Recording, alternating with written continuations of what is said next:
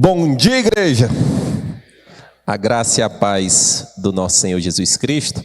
Na falta de aviso, Diegão, passa o último aí, que teve um que ainda chegou de última hora, que acabamos de receber a arte recentemente. Amado Timóteo, um sermão dançado. Doxa Artes vai ser um espetáculo de final do ano, dia 24/11, às 11, no culto das 11 e no culto das 18. As meninas, o Doxa, mais o Doxinha já estão ensaiando aí por alguns bons meses. E pelos avisos, entendemos que já chegamos no final do ano, né, gente? Quando você chega no final do ano, muitas coisas acontecem, então temos muitas coisas ocorrendo na igreja aí entre o mês de novembro e dezembro. Escute, se ficou com dúvida, entra lá no YouTube, escuta de novo. Mas, em geral, é tudo dentro do que a gente vive na igreja organicamente. Amém? Deixa eu ver, ligar isso aqui. Deixa o texto aí, Diegão, que já... Vou começar diferente, antes de... Vamos abrir as nossas Bíblias, vamos ao texto sagrado. O tema da reflexão de hoje, meus amados irmãos e irmãs, é o 7º episódio da série Evangelismo. Evangelizar, vírgula, a grande comissão. Esse é o tema da nossa reflexão de hoje. Evangelizar a grande comissão. E como assim, Júnior? 7 pregações só sobre evangelismo? Sim. Mas nós vamos encerrar essa série hoje. E nós falamos sobre muitas coisas. Falamos sobre que evangelizar é obediência. Falamos sobre o valor do evangelho. Falamos que o evangelho é para todos. E hoje nós vamos entender, espero eu, que evangelizar é a grande comissão. E nesse preâmbulo, antes de ir para o texto, cito um caso real, de uma igreja real, onde existia um pastor que passou muito tempo nessa igreja, e ele foi jubilado e chegou um outro jovem pastor. E aquele primeiro sermão do jovem pastor, a igreja saiu, uau, que já estava com o mesmo pastor há uns 30 anos. E a igreja ficou empolvorosa, num bom sentido, com aquele pastor. Passou mais um domingo, ele pregou o mesmo sermão. A igreja, então ele é o pastor de um sermão só? Aí foi para o 3º domingo, ele pregou o mesmo sermão. E a igreja começou a ficar meio incomodada. Aí foi para 4º domingo, ele pregou o mesmo sermão. Aí os elders, né, os anciões da igreja, não, a gente precisa marcar essa reunião com esse pastor. Não sei se ele não entendeu que a gente tem que seguir a Bíblia, tem que avançar. Ele está no 4º domingo, no mesmo sermão, aí juntaram, fizeram aquela reunião com o pastor. Pastor, sei que você é novo aqui, não sei como é, de onde você veio e tal, mas em geral os outros pastores, eles avançavam em alguns temas. Você está 4 domingos com o mesmo sermão, qual o problema? Ele disse, não tem nenhum problema. Quando eu começar a ver vocês aplicando, eu passo para o próximo. É hilário, mas é real, né? Ele já entendia a dor de uma igreja e ali ele foi nesse sentido. E qual o objetivo dessa série, dessa sequência de ministrações a respeito de evangelismo? Isso é fruto de uma mudança que ocorreu estruturalmente na nossa igreja esse ano, motivada pelo pastor Caio, essencialmente. Ele começou a entender que a nossa igreja ela sempre foi mais para dentro, uma igreja mais acolhedora, focada na palavra, sim.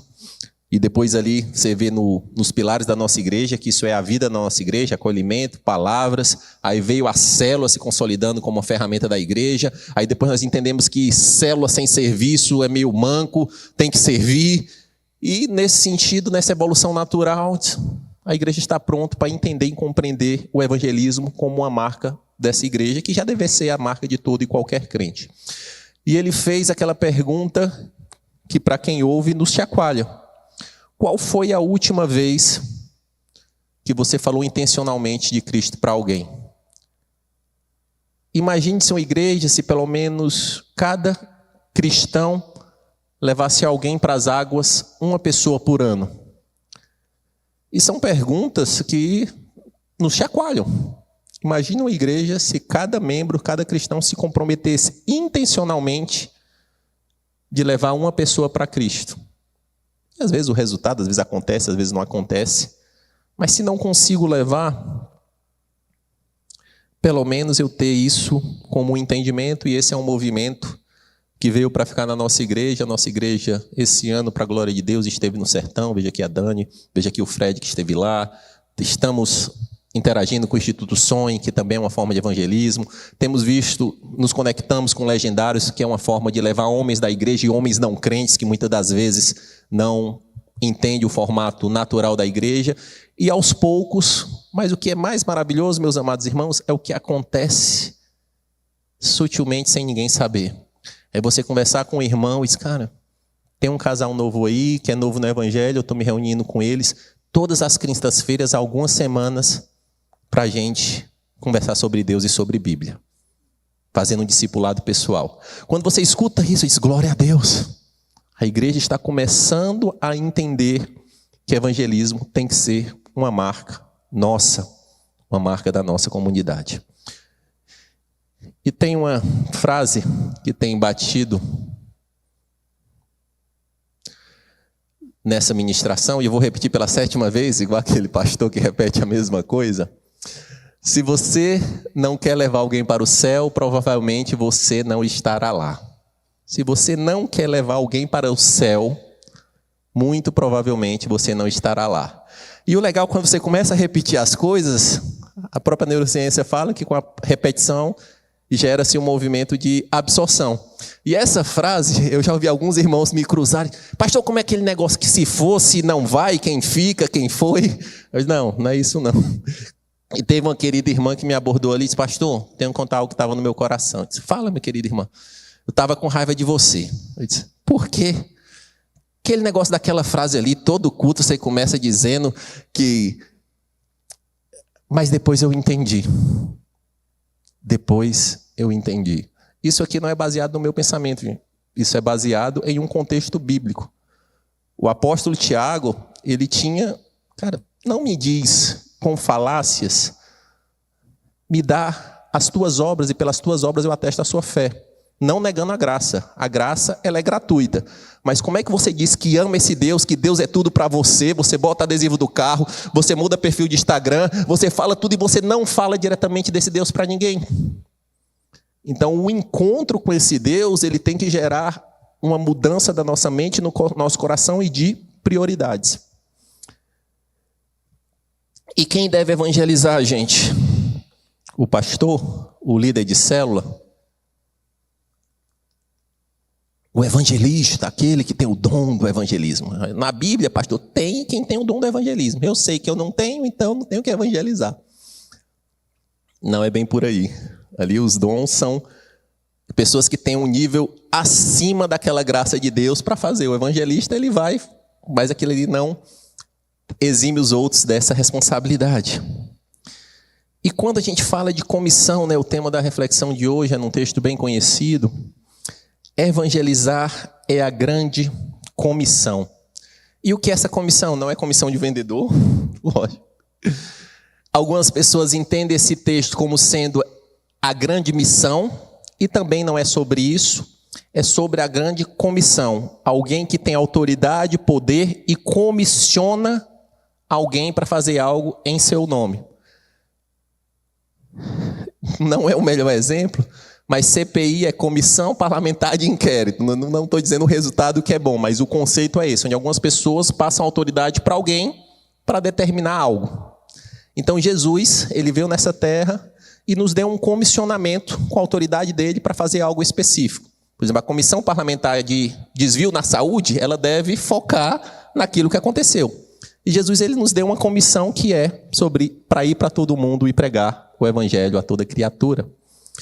E o mundo, ele tem gerado barulho, ele tem comissionado diversas causas. E muitas das vezes nós temos visto uma igreja que passa de domingo a domingo, absorvendo sermão, e muitas das vezes vem no evangelho e não entendeu a grande comissão.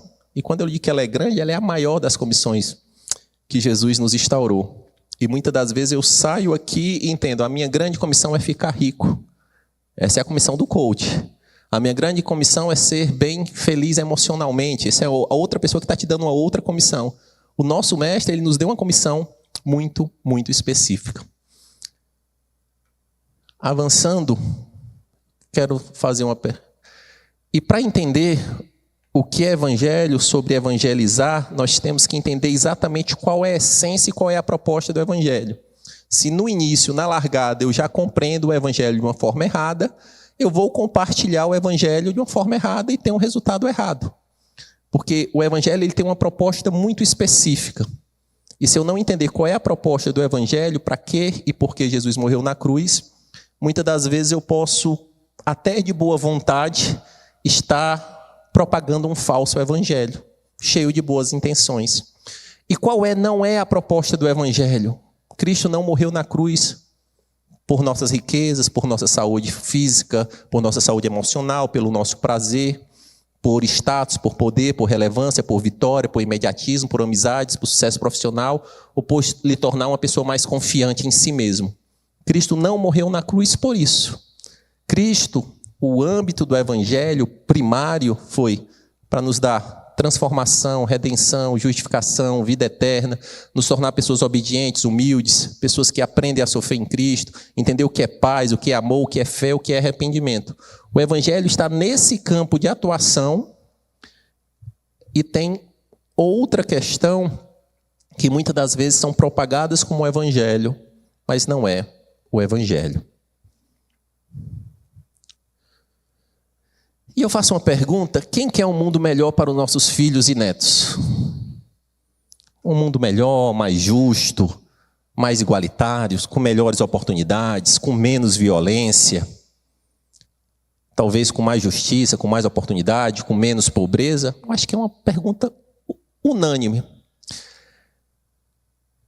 Aí vem a segunda pergunta: e por que não somos tão agressivos em evangelismo? Porque não existe outra forma de ter uma geração mais igualitária, melhor para os nossos filhos e netos do que isso. Não vai ser a escola cara que você vai colocar que vai tornar uma geração melhor, não. Não vai ser o teu voto que vai tornar uma geração melhor, não. Não vai ser isso. Na verdade, a história prova que algumas nações que entendem o evangelismo de uma forma séria e responsável, elas conseguem viver numa rotação completamente diferente de outras nações. Mas você pode dizer: Júnior, mas no Brasil como é que eu vou evangelizar 93%, esse é o número, entre católicos e protestantes? Não tem nem mais espaço para evangelizar. Será?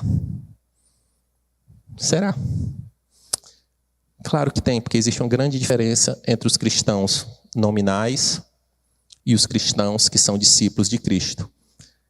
Eu gosto de brincar que um papagaio repetir que ama a Cristo não torna ele um discípulo.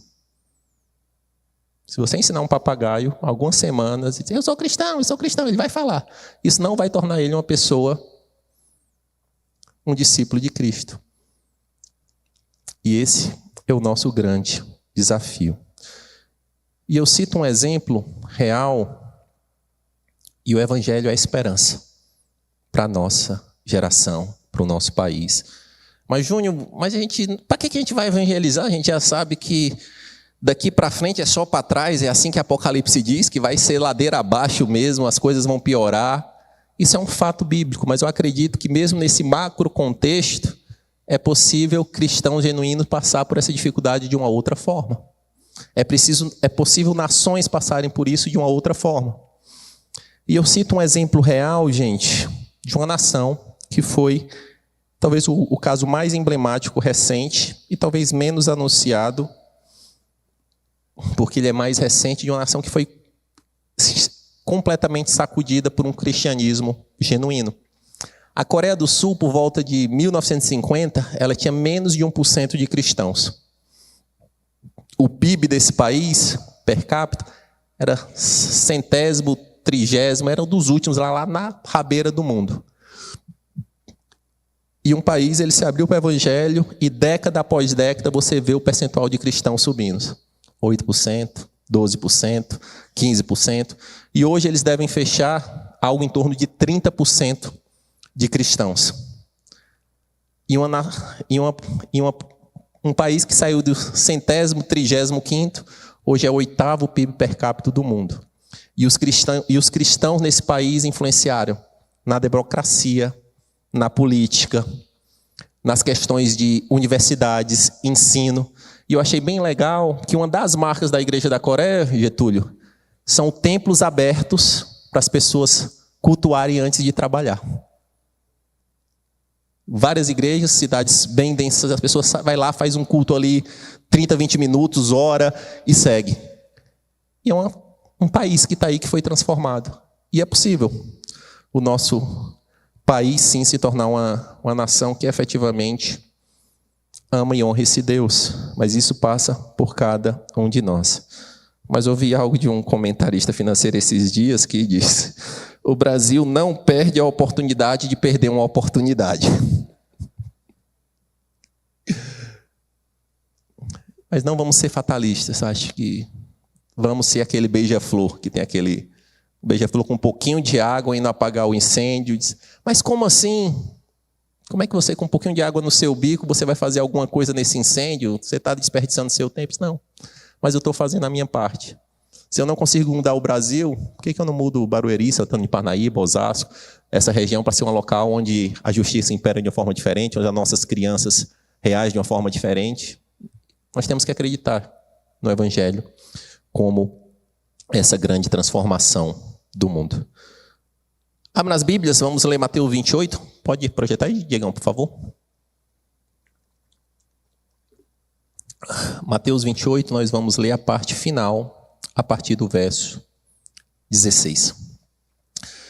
Partiram, pois, os 11 discípulos para a Galileia, para o monte onde Jesus lhes designara. Quando o viram, o adoraram, mas alguns duvidaram. E aproximando-se Jesus, falou-lhes, dizendo: foi-me dado toda a autoridade, no céu e na terra. Portanto, ide, fazei discípulos de todas as nações, batizando-os em nome do Pai, do Filho e do Espírito Santo. O 20º vai ensinando-nos a obedecer a tudo o que lhes ordenei. Eu sempre estarei com vocês até o final dos tempos, em outras versões, até a consumação dos séculos. Nós vamos tentar nos aprofundar desse texto, talvez um dos textos mais conhecidos, e um grande desafio do pastor é pregar texto conhecido. Quando vem alguém pega um texto conhecido, todo mundo, o que é que vai tirar disso aí?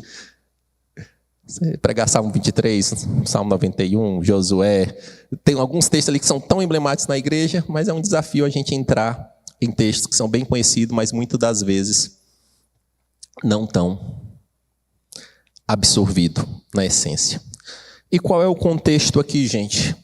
O contexto: Jesus veio, viveu, formou seus discípulos, impactou uma geração por aproximadamente 3 anos, morreu na cruz, decepção, ao 3º dia ressuscitou, e ele volta por uma janelinha ali do último capítulo de Jesus antes de 100% Deus, que ele foi 100% homem, 100% Deus, aqui na terra, e depois ele ascende novamente aos céus.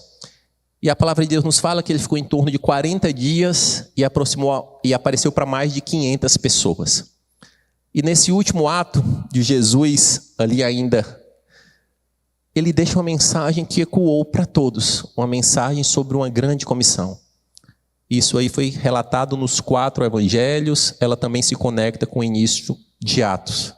Jesus, ele deixou muito claro que a mensagem final dele, os últimos encontros deles, tinha esse ensino. Imagine se cada um de nós tivéssemos alguns dias de vida, um mês de vida que fosse, e tivéssemos que passar o máximo de lição para os nossos filhos e netos. O que nós passaríamos?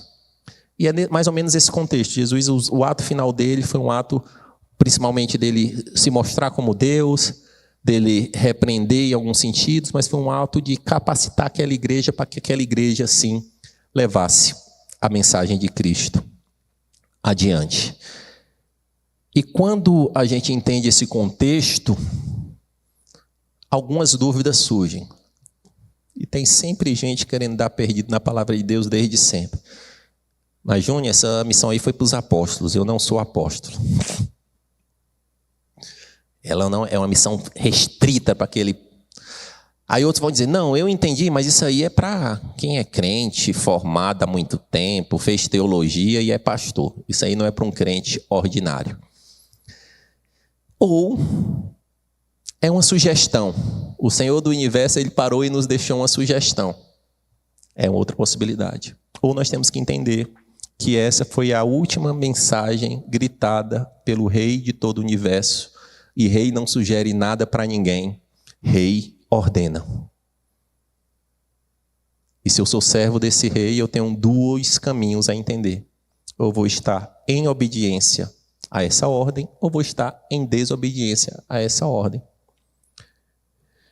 E dentro desse texto eu separei aqui 7 lições para que a gente reflita nessa manhã. Primeiro, uma dúvida persistente ainda pairava, mesmo com Jesus tendo passado no caminho de Emaús, toda aquela questão, mulheres tendo visto, dado testemunho, gritado, chorado, tudo ali, mas naqueles dias ainda existia uma dúvida persistente. Vamos aos versos 16 e 17. Os 11 discípulos foram para Galiléia, para o monte que Jesus lhes indicara. Quando viram, o adoraram, mas alguns duvidaram. E aqui tem 2 pontos de percepção desse versículo. Obviamente que os 11 versículos é ótimo, né? Os 11 discípulos estavam lá, nesse encontro. Jesus marcou um encontro no monte.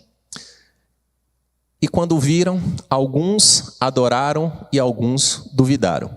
Alguns teólogos, porque entre um versículo e outro tem muita informação que a gente não consegue capturar, de tempo muitas vezes, de espaço. Alguns teólogos defendem que aquelas 500 pessoas que diz que Jesus apareceu publicamente foi nesse encontro. Não podemos atestar, mas é uma possibilidade.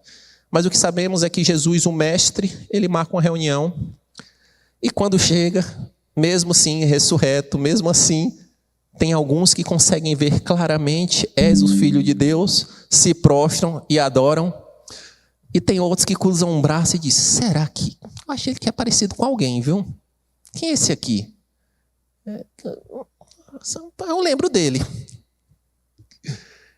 Nós temos que entender, meus amados irmãos, que evangelismo, fé, cristianismo é completamente espiritual e não natural. Nós não vamos compreender essas ordenanças, nós não vamos compreender o que é espiritual como homem natural. Paulo fala muito sobre isso. E quando eu penso nesse sentido, muitas das vezes a gente pode olhar como crítico. Como assim? Jesus estava lá frente a frente com eles e teve alguns que duvidaram. O Espírito Santo está em nós e manda a gente fazer muita coisa, a gente duvida. A gente questiona, a gente acha que não é com a gente. É o mesmo coração. Então nós temos que entender que só vamos avançar nessa comissão de Cristo, nesse comissionamento de Cristo, com um coração espiritual. Temos que sair da rotação natural, carnal, e entender isso de uma forma espiritual. Porque no mundo espiritual não tem dúvida, só tem certezas. A nossa dúvida aqui nesse mundo é porque a gente vive carnalidade e espiritualidade junto e essa luta interna. Porque os demônios que são espirituais, quando viam Jesus, eles não tinham nenhuma dúvida que estava de frente a frente com o Rei de todo o universo. E se prostravam. O Filho de Deus, o que é que queres comigo? Então, temos que entender que existe sim essa predisposição do nosso coração de querer fazer coisas espirituais ainda com o coração natural. E o contrário da dúvida é fé. Fé, ela vai ter que adentrar e nos auxiliar nesse campo. Ponto 2. Jesus, a autoridade suprema. No ambiente de dúvida, será que é ele? Será que não é ele? Como é que é isso? O que é que a gente vai fazer daqui? Jesus sendo o mais humilde de todos, ele dá a carteirada. Que agora ele já estava mais... Então Jesus aproximou-se deles e disse: foi-me dada toda a autoridade no céu e na terra. Enquanto o ministério, ele ia sugerindo questões, ia dando um insight aqui, outra coisa ali, mas ali ele estava nos últimos atos dele, e ele chega para fazer o sermão, de um lado a igreja adora, de outro lado a igreja fica sem saber o que vai acontecer, e ele começa esse sermão, ó. Bom dia. Só para lembrar, foi-me dada toda a autoridade sobre céu e terra. E entender que Jesus é a autoridade suprema, acima do tempo, acima do espaço, acima de todas as eras, acima de todas as nações. Primeiro, tem que nos colocar de joelho. Tem que nos colocar de joelhos. E segundo, temos que entender quem Ele é e quem nós somos. Que, obviamente, é muito difícil a gente compreender a graça na sua plenitude. E o Evangelho é um mix de definições da nossa relação com o Senhor. E muitas das vezes pessoas gostam do Jesus amigo. Ele é amigo. Muitas vezes gosta do Deus Pai. Ele é o Deus Pai. E muitas vezes eu quero ter essa relação nesse nível de iguais, de comuns. E nós não somos. Ainda nessa relação, Ele é o Senhor e Rei de todo o universo. É aquele que vai julgar vivos e mortos. E entender isso, nós temos que ter a humildade. É como a gente não merecesse esse local de filho e servo como não merecíamos, mas a nossa real relacionamento, a essência do nosso relacionamento é entender que existe um Deus, um Senhor, e que nós somos servos dele. E por graça conseguimos flutuar como amigo. É isso. E ele disse: cara, você era para ser meu escravo aí, tá acorrentado e comendo tudo de ruim, mas você senta na minha mesa, pela minha graça, pela minha benevolência. Mas lembre quem eu sou. Essa minha graça não lhe deve menosprezar quem eu sou, não deve menosprezar a minha autoridade e não deve menosprezar o que eu falo. E muitas das vezes, quando Jesus fala, a gente quer, não, Jesus é amigo. Não, ele continua sendo o Senhor de todo o universo. E aqui a autoridade no original, ela tem uma vertente de dizer, poder escolher, ter liberdade para fazer o que quer, como quer, reger e governar. Então o cerne dessa palavra aqui foi me dado toda a autoridade, resumindo, ele pode mandar prender, soltar, mudar, fazer. Ele não tem nada que o restrinja de fazer. E ele ratifica isso em João 3,35. O Pai ama o Filho e todas as coisas entregou em suas mãos. Então temos que entender que dúvidas persistirão, temos que entender que Jesus é a autoridade suprema. E agora nós vamos adentrar e dissecar um pouco mais o versículo 19, que é ali o ponto principal da grande comissão. E eu separei aqui a grande comissão em alguns verbos. Verbos são imperativos, são questões que nos movem. E ele começa a grande comissão com um verbo: ir. Portanto, vão. Para onde? Ir para onde? Mas aqui o original, o entendimento aqui desse ir, não é só sobre um local específico, não é sobre uma pessoa específica. É muito sobre uma questão de progressão. Indo, cumpra a grande comissão. Em movimento, cumpra a grande comissão. Marcos 16:15 e 16 vai dizer: ele ordenou. Essa é uma versão que fica um pouco mais clara isso. Enquanto estiverdes indo pelo mundo inteiro, proclamar o evangelho a toda criatura. Então nós temos que entender que aquele Senhor que nos chama, que nos encontra, ele nos comissiona a um movimento, a ir. Enquanto estamos indo, devemos sim honrá-lo e propagar essa grande comissão. Segundo verbo, fazer. E aqui eu adiciono fazer discípulos. Vão e façam discípulos de todas as nações. E Jesus nos manda fazer o quê? É muito fácil você interpretar. Façam um carro, façam um bolo, façam algo que é material. Mas dentro desse fazer, o mestre nos diz, vão e façam discípulos. O que é que tem nessa mistura para fazer um discípulo? É algo sobrenatural. E ele parte do pressuposto, eu não vou te explicar tanto, porque você já é um discípulo. Então, se você já é um discípulo, você já entendeu como funcionou em você. Faça o mesmo. Faça o mesmo. E Jesus, meus amados irmãos, nos ordenou a fazer discípulos. Não curiosos, não clientes, não admiradores do Mestre. Ele nos ordenou a fazer discípulos. E é duro falar sobre isso, mas eu fico imaginando, todo mundo quer ter um momento no céu com o nosso Mestre. E a gente fala isso de uma maneira tão simplista, como se fosse eu sentar com o meu melhor amigo da escola, que faz um tempo que eu não vi, para botar os papos em dia. E muitas vezes a igreja fala, como vai ser bom. E eu não tenho dúvida que vai ser bom, a palavra nos ratifica isso, que nem olhos viram, nem ouviram o que Deus tem preparado para os seus. Eu sei que vai ser glorioso, que nossa maior expectativa vai ser superada.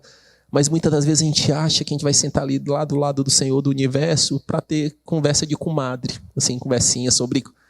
Mas eu fico imaginando se na pauta ele graciosamente diz, o que você fez, meu filho? Com o que eu deixei escrito em Mateus 28:19. Onde eu te ordenei a você fazer discípulos. Não sei se vai ter essa pauta, mas isso me perturba. O Mestre Senhor do Universo, que morreu por mim, ele pode chegar, filho, aquilo lá que eu deixei escrito para você, o que você fez com isso? E pode ser que a gente não tenha o que falar para o Mestre. Pode ser que a gente não tenha o que falar com o Mestre. E é bem intrigante, porque o mesmo Deus que nos manda fazer discípulos, ele nos ensina que não tem uma relação de causa e efeito. Você vai semear em um lugar, e um lugar vai dar fruto, outro lugar não vai dar fruto. Ele não cobra resultado, mas ele cobra obediência nessa jornada. Invista a sua vida, gaste a sua vida. Mas também ele ratifica em João 15:8, meu Pai é glorificado pelo fato de vocês darem muito fruto, e assim serão os meus discípulos. Logo, se eu não dou muito fruto, o meu Pai não é glorificado. Logo, se ele chega diante de nós e vê uma árvore vazia, sem fruto, o Pai não é glorificado. E esse texto é mais duro, que segue. E porque dá fruto é meu discípulo. Então, se eu não der fruto, o Pai não é glorificado.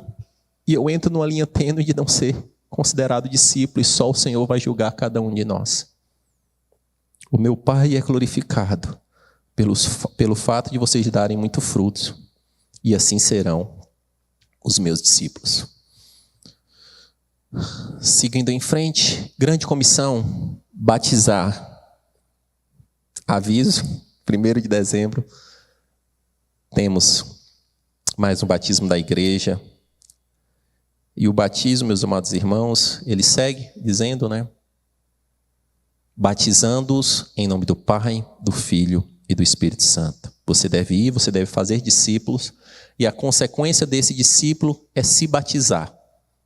Publicamente, confessar esse Senhor diante dos homens, diante dos céus, o próprio Jesus que não precisava fazer isso, chegando frente a frente com João Batista, mestre, é você que deve me batizar, eu não estou entendendo, eu não sou digno.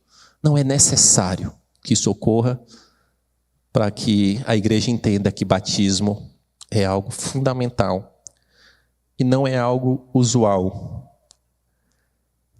E muitas das vezes o batismo ele tem chegado a algo mais ordinário possível na liturgia da igreja. Eu sei que acontece a cada 3 meses, eu sei que acontece no início do culto das 11, mas se eu vou no das 18, das 8h30, para mim é indiferente, porque vai ser só mais alguém lá que vai entrar na água, vai sair. Mas sem entendermos que o batismo é o que é, e é um sacramento da igreja histórica, pelo menos do que a gente entende, né? Ceia e batismo não deveriam ser coisas usuais, ser coisas que a gente faz igual eu como, igual eu troco de roupa, tem que ser algo que a gente tem que entender com a plenitude do que é. E é muito claro dizendo, né? Batizando em quê? Em nome do Pai, do Filho e do Espírito Santo.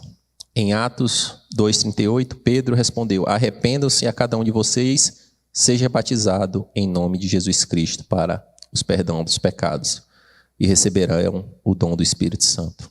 Então, batismo, talvez mesmo não entendendo, é papel nosso fazer discípulos e instruir esses discípulos a importância do batismo. Aí vai me perguntar: mas eu não estou preparado. Me diz um que esteve. Você acha um que esteve preparado para entrar nas águas pronto? Vamos. Não é sobre o estado que eu estou. É sobre eu acreditar que um simples movimento na água, no mundo espiritual, tem algo que é gritado. E precisamos, sim, do batismo como ferramenta para a nossa jornada de fazer discípulos. E quando eu penso sobre o batismo, ou sobre conversão, tem se tornado tão usual para a gente. A Bíblia diz que quando um pecador se arrepende, há festa nos céus. E você, que legal, mais um, preenche a ficha ali de membro e vai. No céu, há festa. E muitas das vezes nós estamos tratando esses temas espirituais como algo natural. E precisamos mudar a nossa mentalidade nesse sentido. O quarto verbo, ensinar a obedecer. Ensinando-os a obedecer a tudo que lhes ordenei. Primeiro você vai, se investe a sua vida em fazer um discípulo, ele batiza. Acabou e entrega para o pessoal da introdução, segue a vida, ele vai cair numa cela, eu não tenho nenhum compromisso sobre isso. Não. O ciclo é ensinando a obedecer tudo que lhe ordenei. Então é nosso papel na jornada de fazer discípulos ensinar. Mas ensinar o quê? A obedecer.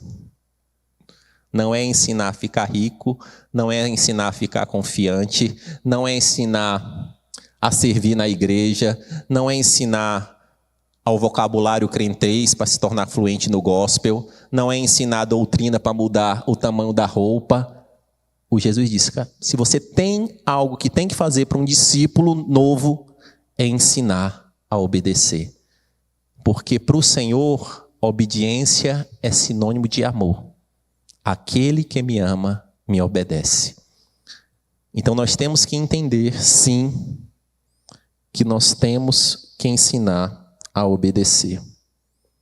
E não é algo simples, não é algo trivial, não é algo que acontece do dia para a noite.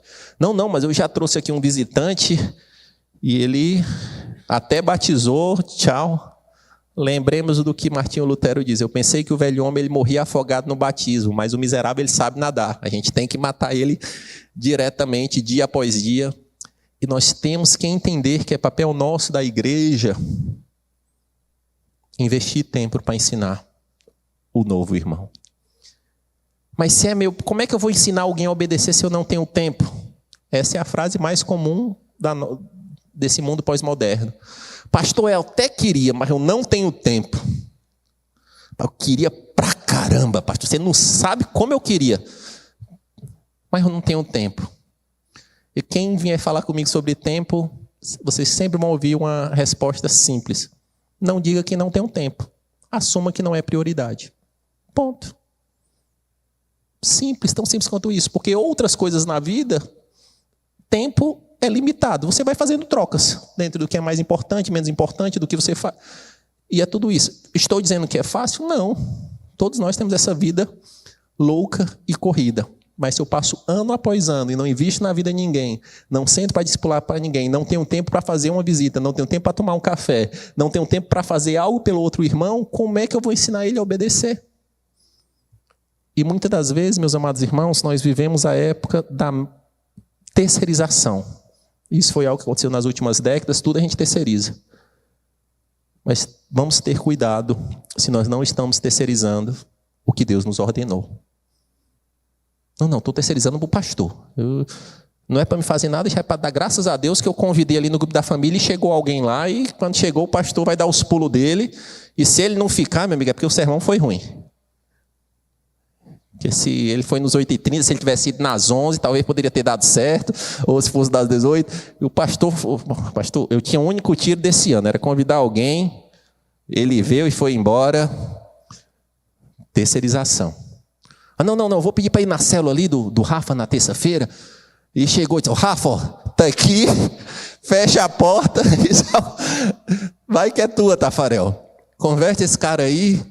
E no dia do batismo, me chama aí que eu quero participar da selfie. Me chama aqui no dia, se você conseguir batizar ele, eu quero vir aqui e participar da selfie.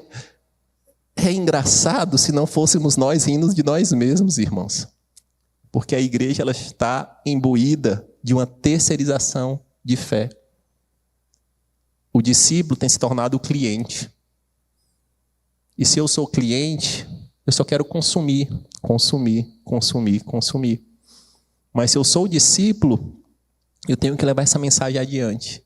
E investir tempo. Júnior, não é fácil? Não é fácil. Não é fácil.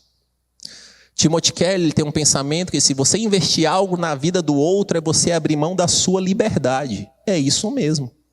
Quando eu faço tudo para mim, eu tenho liberdade, o que eu quero, como eu quero, a forma que eu quero, do jeito que eu quero, o tempo que eu quero. E muitas das vezes o Senhor ele coloca uma pessoa para você caminhar com ela. Ela, invariavelmente, ela vai abrir mão, você vai ter que abrir mão da sua liberdade. Porque, na verdade, ela vai talvez pedir uma agenda que não é a sua, ela vai te ligar num horário que talvez não seja tão conveniente, você vai ter que trocar uma coisa por outra e você vai ter que abrir mão de liberdade por amor. E ensinar a obedecer, meus amados irmãos, é algo fundamental. E que a igreja tem que entender. E, obviamente, que temos ferramentas na igreja que nos ajudam. A igreja tem todo um caminho de acolhimento que é para não deixar você sozinho nisso. Temos as células que é para caminhar nisso. Mas a grande pergunta é se essa responsabilidade, quando eu trago alguém para a fé, ela é minha ou é do outro. Eu vi irmãos nessa igreja passarem anos investindo em uma pessoa através de uma atividade simples de personal trainer. Precisava contratar alguém para esse serviço, contratei, percebi que a pessoa não era cristã, e ali se tornou um discipulado de dias, de semanas, de um tempo. E sem eu perceber, a pessoa chegou na igreja. Se a pessoa chegar, as pessoas se abriu para o evangelho. Se a pessoa perceber, ela desceu as águas. Mas ali, muitas das vezes, a decisão de ir para o treino era, eu ia cancelar. Mas eu falei algo sobre a Bíblia semana passada para ela, ela vai chegar aqui cheia de dúvida, eu tenho que ir. É sobre isso. É sobre isso. É sobre isso. E o ponto 7, Cristo sempre conosco. Ele finaliza essa grande comissão.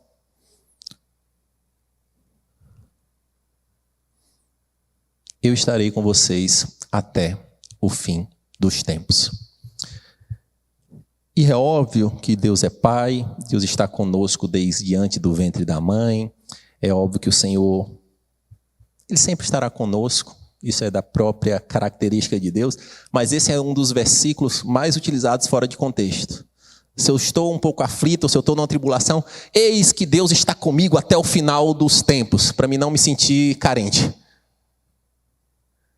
o contexto desse versículo, eu estou te mandando fazer algo em meu nome e digo que vou estar com você até o final dos tempos nessa missão, nessa grande comissão. Esse é o contexto. E temos que entender e crer que o Senhor vai estar conosco, e Ele conosco, nós temos que fazer grandes coisas em nome dele. Pode baixar as luzes. Queria chamar aqui o Moisés, também queria pedir que o Manael Chip se posicionasse, que a gente vai finalizar orando. E finalizamos recapitulando alguns pontos.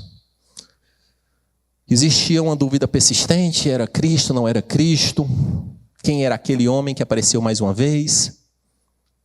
Jesus, ele ratificou que ele era sim a autoridade suprema, acima de céus, terra, viventes. E ele nos dá uma grande comissão.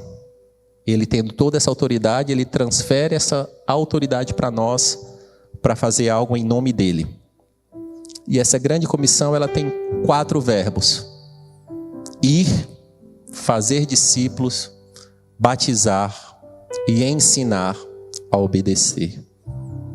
Ele nos manda ir. Isso não é só para missionário. Todos nós, a partir do momento que encontramos esse mestre, temos que caminhar, temos que progredir, temos que avançar. Ele nos manda fazer discípulos, não curiosos, não clientes. Ele nos manda batizar. Ele nos manda ensinar a obedecer. E ele finaliza dizendo que estará conosco todos os dias, até o fim dos tempos. E o problema daquela geração, daqueles discípulos, daqueles que viram aquele sermão daquela montanha, talvez estavam perdidos, sem direção. Qual era o próximo capítulo dessa história? E Jesus, ele vai lá e abre os olhos espirituais e diz: vocês têm uma grande comissão, vocês têm uma grande responsabilidade. A partir de agora eu vou voltar para o Pai, lá eu vou preparar morada para vocês, mas a partir de agora é com vocês. Tudo que eu vos ensinei, tudo que eu plantei, todo o meu sofrimento que vocês viram eu sofrer, toda a humilhação, esse é o preço e esse é o caminho. Pegue a sua cruz, siga e seja meus representantes. Eu estou comissionando vocês para implantar um reino eterno. E pela graça, Jesus clarificou. E pela graça daqueles homens que ouviram aquele sermão, e eles poderiam ter negligenciado. Se ele sai daquele sermão e diz que não era com eles, que não tinha nada a ver, e tivesse seguido as vidas ordinárias, nós não estaríamos aqui, meus amados irmãos. Eles falaram: Jesus, você está transferindo a mensagem, a missão para mim, eu assumo e eu vou levar mais uma geração à frente. De geração em geração esse evangelho tem avançado até chegar em nós. E a pergunta que fica é: qual o nosso papel no próximo capítulo? Se nós seremos daqueles que contribuem para o avanço do reino, ou seremos omissos? E não tem como, meus amados irmãos, ser encontrado por esse Cristo e ficar inerte a essa grande comissão. E Jesus, ele me confrontou algo desse início. Pode tirar, Digão, vou deixar. Que foi algo que me sacudiu um pouco antes de eu pregar, e eu ainda estou com isso dentro de mim. O Espírito Santo me falou algo que foi: eu apenas peço para vocês irem fazer algo em meu nome. A grande jornada eu já fiz, eu desci da minha glória, do meu trono e morri. E eu vos peço apenas para anunciar o que eu fiz e vocês não fazem. Tem misericórdia, Senhor. Tem misericórdia, a começar por mim. O Senhor do universo diz: o grande ide eu já fiz. Saí do meu trono de glória, saí do céu, saí da eternidade e assumi uma forma de homem e morrer por você. Isso eu já fiz. Mas para que isso chegue, para que avance, eu peço apenas que você viva condizentemente com isso, que você testemunhe e que você leve essa mensagem à frente. E muitas das vezes eu não tenho visto isso acontecer. Baixe a sua cabeça, feche seus olhos.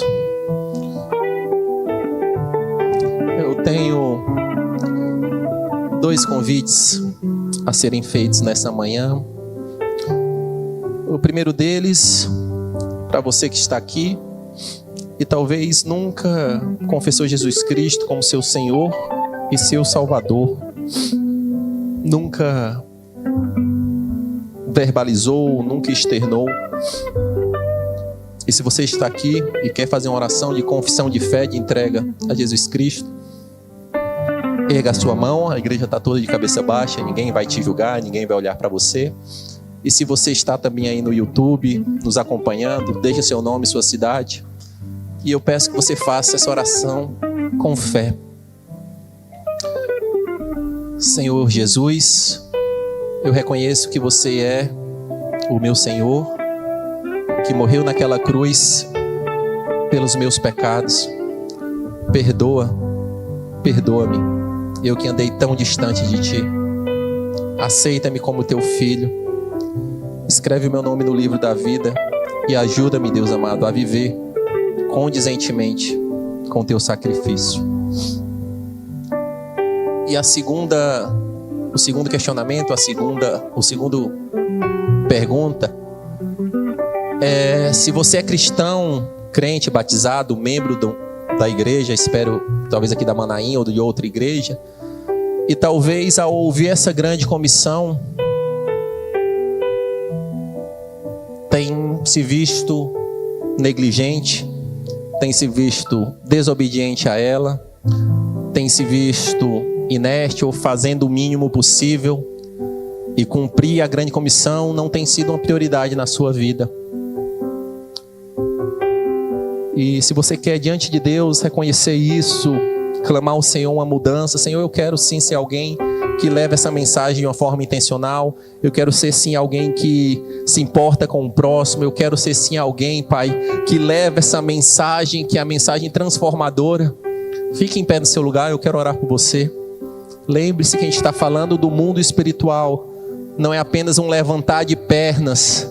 No mundo espiritual é um posicionamento. Eu digo: Senhor, eu entendo o Teu sacrifício, eu entendo, Senhor Deus amado, que isso tem que fazer parte da minha vida intencionalmente. Eu entendo, Pai, que eu não posso apenas consumir o Evangelho. Eu preciso sim me posicionar como alguém que resplandece a Tua luz nessa geração, Pai. Usa-me, Pai. Usa-me, Pai. Glória ao Teu nome, Senhor. A Tua igreja se posiciona, Pai, diante de Deus, anjos, diante de homens, Pai, dizendo: Senhor, inicialmente eu Te peço perdão, Pai, pela minha postura talvez egoísta, talvez pela minha postura simplista, talvez pela minha postura, Pai, de não viver condizentemente, Pai, com esse Teu sacrifício, Pai. Me perdoa, Pai, por não compreender, Pai, que é uma ordenância que grita para todo discípulo de Cristo. Me ajuda, Pai, me ajuda, me instrui. Eu não sei como começar, Pai, mas eu me coloco como aqueles discípulos que saíram daquela montanha. Senhor, me usa, me capacita. Mas é necessário o Espírito Santo, e aquele mesmo Espírito que desceu sobre aqueles discípulos, vocês têm. E esse Espírito Santo vai guiar. Seja sensível a esse Espírito Santo. Quando o Senhor mandar falar, fale. Quando o Senhor mandar agir, entre em ação. Não se envergonhe, não seja tímido. Saiba, tenha consciência que vai doer, vai sofrer, vai entrar na sua agenda, mas é o mínimo que nós podemos fazer pelo Senhor. Ele morreu por nós. Esse foi o grande ato que mudou toda a história. Ele nos pede tão somente que nós venhamos a anunciar e a viver dignamente com o maior ato da história. Nós Te louvamos, Pai. Nós Te louvamos, Pai. Louvado e engrandecido seja o Teu nome, nesse espírito de oração, de contrição, de reflexão, continue falando com o Senhor, com o seu mestre, louve. Se quiser se ajoelhar, se ajoelhe. Entenda que tem muita relevância no mundo espiritual.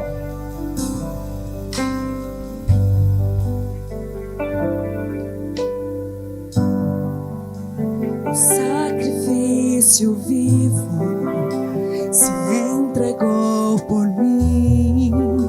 Com armas de amor ele lutou até o fim.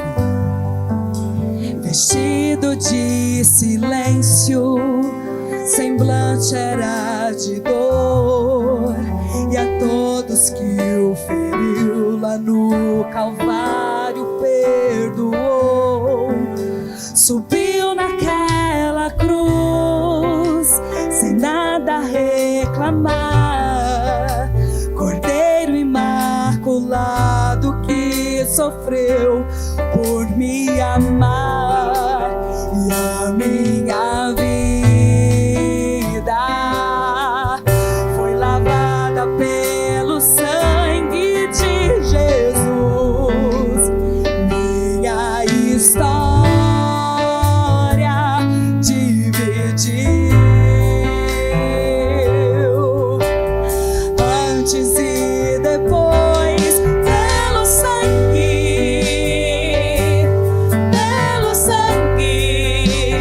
de Jesus.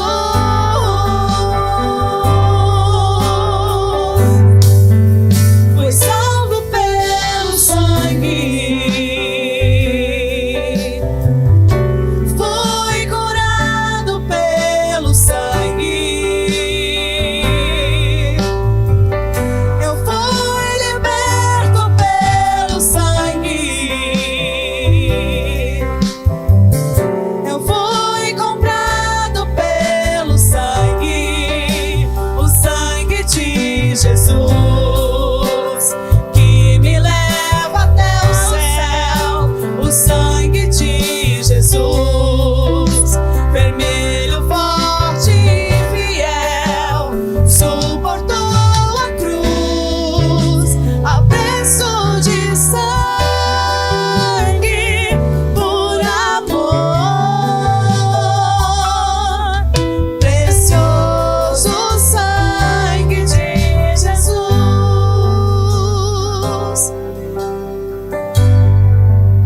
Um sacrifício vivo eu quero ser pra Deus, tão puro e agradável como Cristo ofereceu.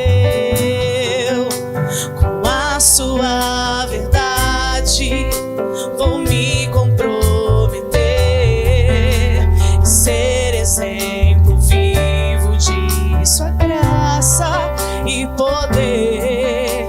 Amar como a mim mesmo, a quem me odia, usar as minhas mãos para outras mãos abençoar. E já não vivo eu, mas agora Jesus Cristo vive em mim. Meu passado apagou, tudo perdoou pelo sangue de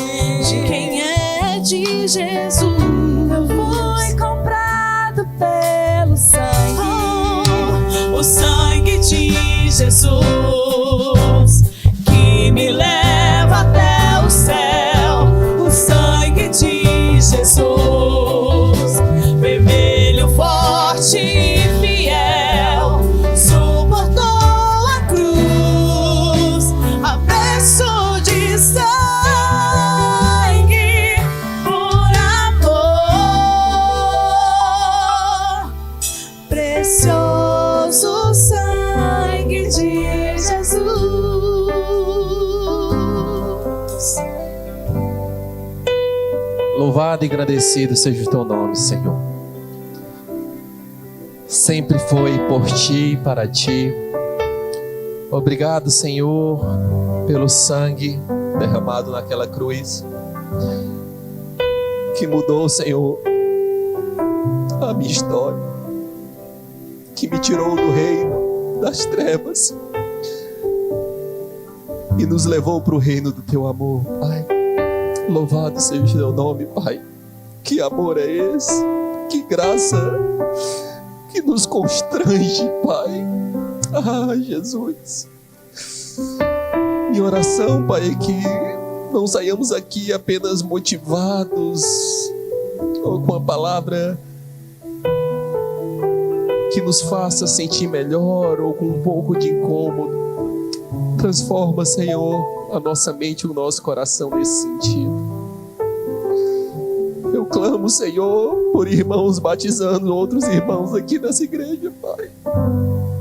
Nós pastores conseguimos fazer tão pouco, Pai.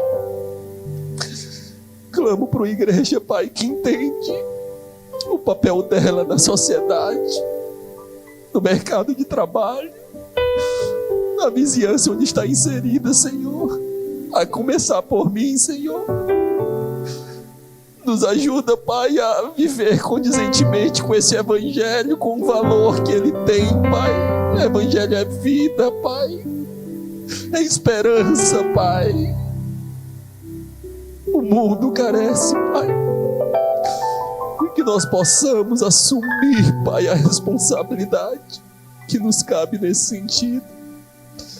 Que não venhamos ser servos negligentes. Que não venhamos ser servos negligentes, Pai. Ajuda-nos, Senhor. Ajuda-nos, Senhor. Santo Espírito, precisamos de Ti. Precisaremos de Ti, Pai. Por nós mesmos não conseguiremos. Mas eu Te louvo que o Senhor deixou o próprio Deus em nós. Erga a sua mão como quem recebe. Que o amor de Deus, o Pai, que entregou tudo na mão do Filho,